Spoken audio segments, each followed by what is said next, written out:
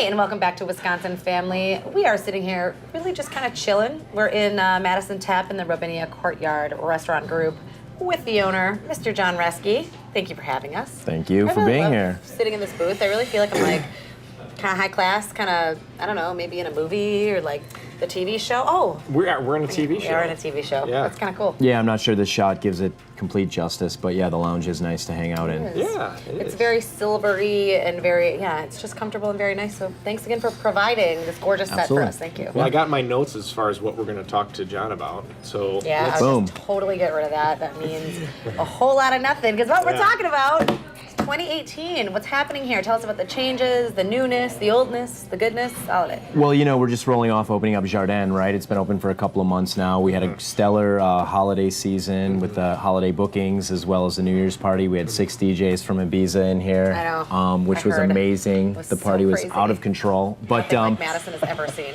I know, right? Exactly. It was Don't miss that next year. It was like little Portugal in here. It was amazing. But you know, we're looking forward to 2018, obviously, and we got Restaurant Week coming up the 3rd week of January, which we're excited to be participating in for the first time as an entity from Robinia Courtyard.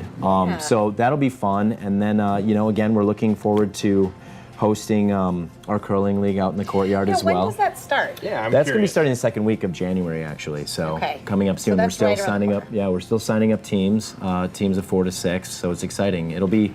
Again, you know, as I've discussed before, it will be something short of Olympic curling, right? But you will be using all of the equipment that professional curlers use. It'll just be on a smaller court, and we'll have 3 lanes out there, so it'll be fun. Another way to get Madison to interact with the outdoors a little bit, right? Yeah, in the winter you got to. Do you know what curling is? Have you done this before? Have you curled? I've never Are you a curler? I'm not a curler. Are you a wannabe curler?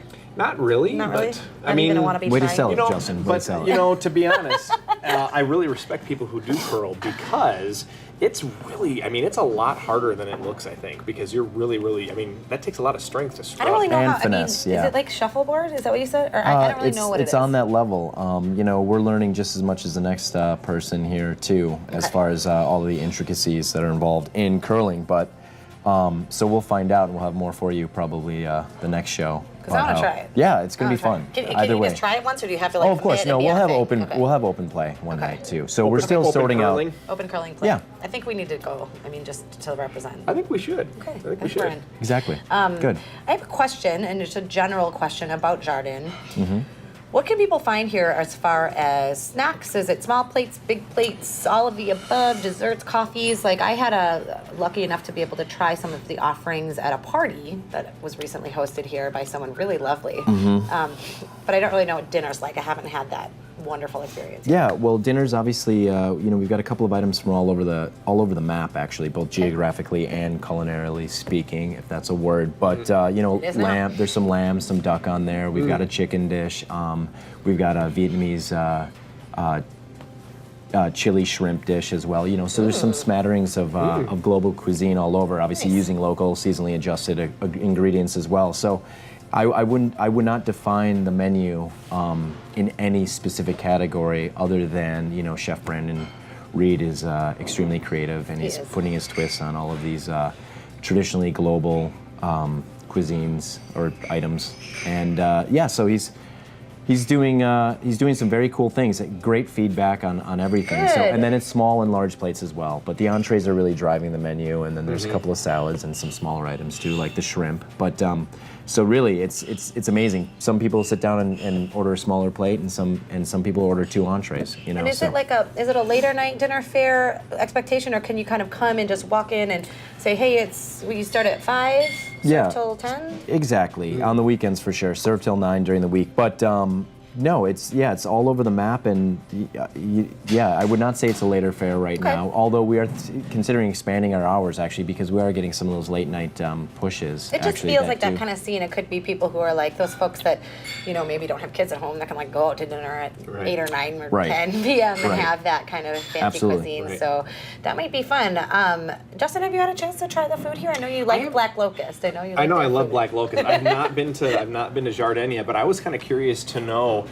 Just like what's been the favorite of people who've come in here and have tried the food? Well, I would tell you the braised lamb dish is like by far the runaway favorite. I would say for meat eaters too, but yeah, again, we've had a couple of local publications write their 5-star reviews around that dish, basically. So everybody comes in to have that for sure. And then we've got a couple of, we're kind of limited right now, but that's about to expand with the turn of the year here as far as our vegetarian offerings go. So, oh, wow, great. We've got this wild mushroom dish that is I've also heard about extremely popular. Somebody I know just had dinner here, braised they mentioned lentils. it. Yeah, it's ridiculous actually. So that's probably our number one seller, but it is one of our limited vegetarian vegan offerings actually. So that's about to be expanded upon, like I said. The menu items that are on Jardin, can you find, multiple different restaurants have their version of chicken marsala. Right. So do you have things that, it's your version of X, Y, and Z? question. Yes. And then some things also that are just unique that nobody else in town is doing? I mean, I would say, no, I don't think there's anything unique that nobody else is doing. It's just the presentation and then like the flavor profile that Brandon brings to the game.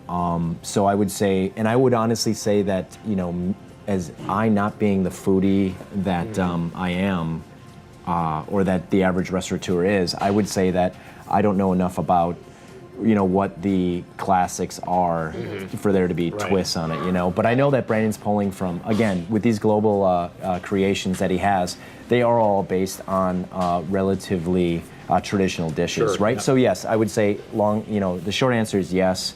He is doing twists on classics.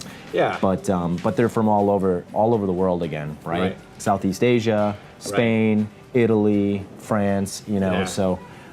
As far as the food, I just want to mention, if you're watching this show and you're aware that we have a restaurant show as well, Jardin is going to be, some of these dishes that John mentioned are going to be featured on the restaurant show in the next 2 to 3 weeks. So keep your eyes open and peeled. You'll see that on our Facebook page, Restaurant Show, of course, live on TV as well.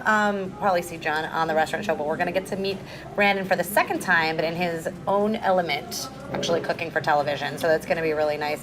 I want to switch gears for a quick second and say, is there any events coming up here at the beginning of January that you can find here? I know Restaurant Week is happening, curling is starting. We've always, I would encourage everybody to go to our Facebook page, Robinia Courtyard.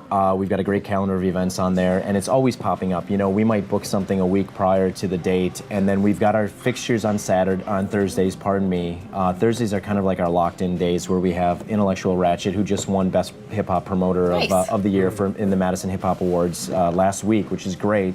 They do a show here on the fourth Thursday of every month, and so that won't be for a little bit. And then the first and third Thursdays always Beat Chefs, great, phenomenal cover band, two guys that loop each other, and they do 80s, 90s, early 2000s hip hop covers, funk, R&B, amazing. And then the second Thursday is always DJ Fusion from 93.1 too. He always puts on the show. Yes. So Thursdays. And then Friday and Saturday always open. We just had a DJ from Berlin on the 30th of December here.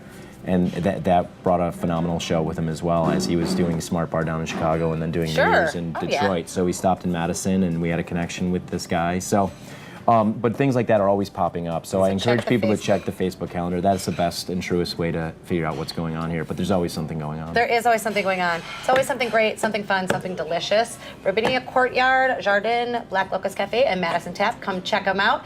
This is Wisconsin Family. This is John Ruski. Thanks for having us and thanks for watching. We'll see you next time. Clap your hands, let's take